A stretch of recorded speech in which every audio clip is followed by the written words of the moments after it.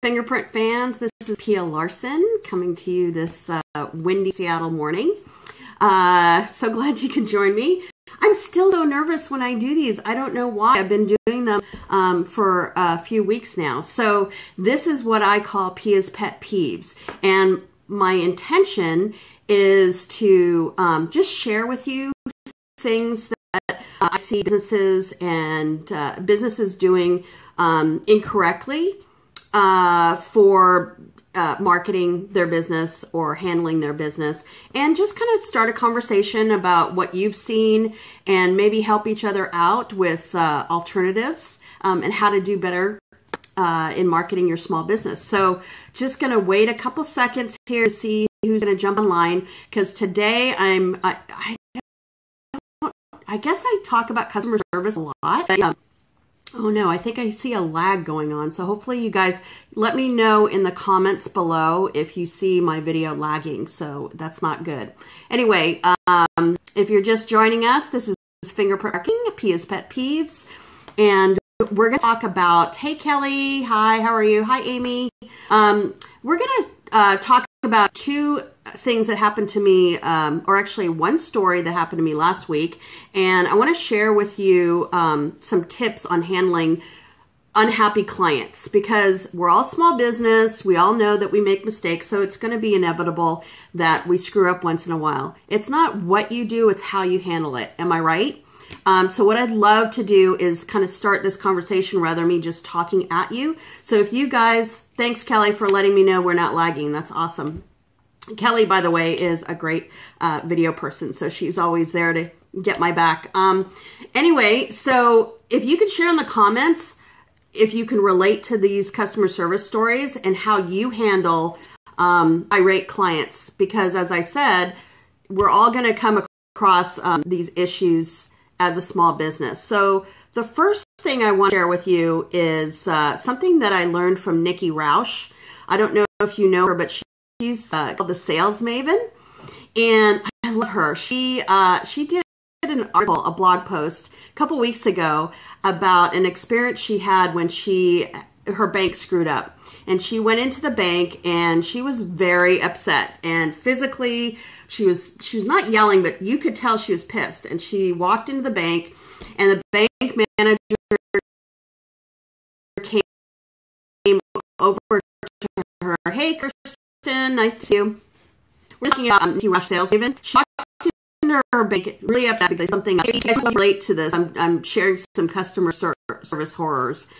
So she walks in the bank and she is irate, and her bank manager comes over to her, and just picture this. Nikki's like, you really screwed up and something has to be done and no one's helping me and this is ridiculous. So the branch manager comes over and says, it's okay, come take a seat in my office so we can discuss the details. Oh my gosh, when she was describing that to me, my skin was crawling. I don't know if you guys have ever, oh no, I'm breaking up. Oh no, hopefully it's not the wind that's making this live video hard to see. So anyway, thanks Kelly.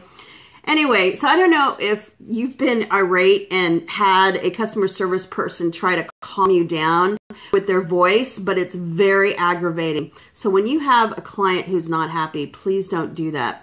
What you want to do, you don't want to, she teaches us how to pace, right? So what Nikki means by this is you want to get on the same level. Now, you don't want to be all upset and, oh my God, that's horrible, blah, blah, blah. But you don't want to be, now calm down, like you're talking to a child. You want to, first of all, you want to say, look, it sounds like we kind of messed up. So I don't know the details, but I'm going to get the detail from you and figure this out. Hey, Tracy, nice to see you. Anyway, so one of my first tips from Nikki is to acknowledge the client that they're upset. Let them know right off the bat that you are going to solve this problem, whether you can directly solve it or if someone on your team can solve it. So that's my first story. My second story is we bought a boat. We bought a second boat. Actually, we sold our old boat and we bought a new boat. It's a bigger boat. It's old, not new. Anyway, oh my gosh, I have to stop rambling. It's Facebook Live, I know, but I still get really nervous. So thanks, you guys. If you can comment below any kind of customer service nightmares that you've recently in the last 2 weeks experienced, I want to help people understand or get some tips on how not to handle irate clients. So we bought this boat. It was time to close title. I, in a past life, fun fact, was an escrow officer for 8 years. And I know the ins and outs of title insurance and what has to happen. Well, the boat broker wanted us to pay this enormous fee for something that wasn't necessary in the process. And I calmly explained to them, hey, Jenny, how are you? Hey, Stephanie. I calmly explained to the boat broker that we don't need this fee. It's ridiculous. And so she came back to me and said, well, that's how we've always done business. That's how we've always done this process. So quick tip, don't ever use that method. Telling clients that's how we've always done it. It's basically telling them, screw you. We're not going to work with you. We know better. This is our business. We don't care about what your pain points are. Thanks, Stephanie. I was just telling everyone I'm still nervous. I don't know why. So when someone says, that's how we've always done business, that's our policy, please stop doing that because people don't want to hear it. They just want you to help them with their problem and acknowledge that the system might be broke. I can't tell you how many things I've learned from my clients, and it's actually really good for your business. I've had even Kirsten and Jessica, they're clients of mine, and they've shared things like, a better process for this might have been this. So it's a growing opportunity for your business. Anyway, back to my boat story to catch you guys up. Hey, Jessica. Hey, Renee. We bought a new boat and we closed escrow, and the boat broker was insistent that we pay this enormous fee in escrow. And I've been an escrow officer for 8 years in the past, so I know that it was a bunk fee. And I actually talked to the escrow officer, and she agreed that it didn't need to be there. So the boat broker told me, oh, it's not necessary. It's just the way we do business. It's how we've always done it. And then she said, something that pissed me off.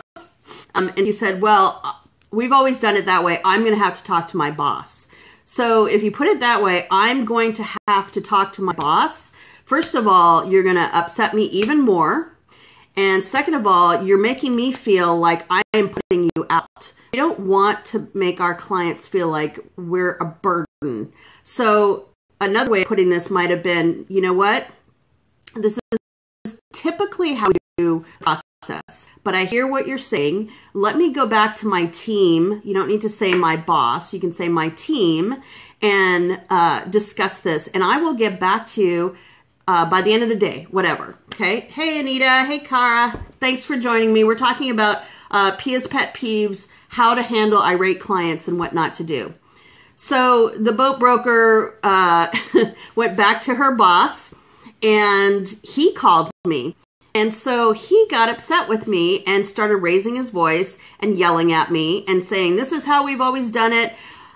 And then he started comparing my experience with escrow. And he said, well, how long were you in escrow?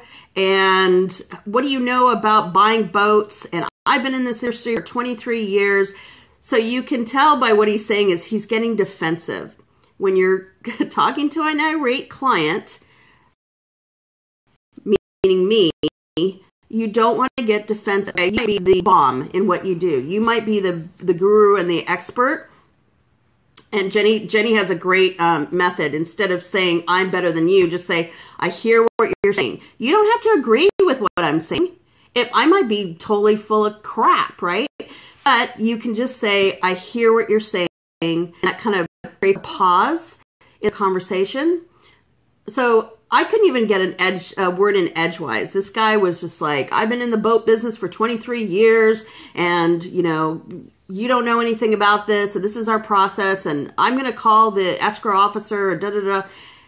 And honestly, it was a big amount in general, but it wasn't big enough to lose us as a client for a large purchase. Anyway, so Stephanie has a comment. A feedback is a gift. Welcome it. Make changes for your clients to build your business. Absolutely. And Stephanie, we were just talking about how getting feedback from a client, rather than looking at it as criticism or trying to be difficult, learn from it, right? So instead of being upset, perhaps this boat broker could have said, we've never questioned this fee because the other thing he said was your husband approved it. That got me going because I was there and I heard his conversation and I was a witness and he did not approve the fee in escrow.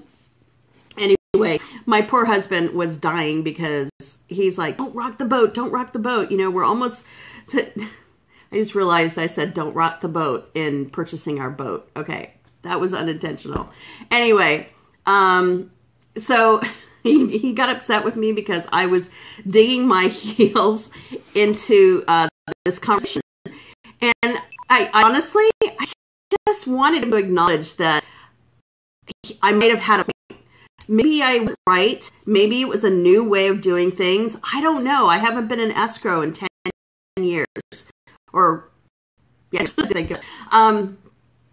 he kept raising his voice, challenging my experience, and I'm the client.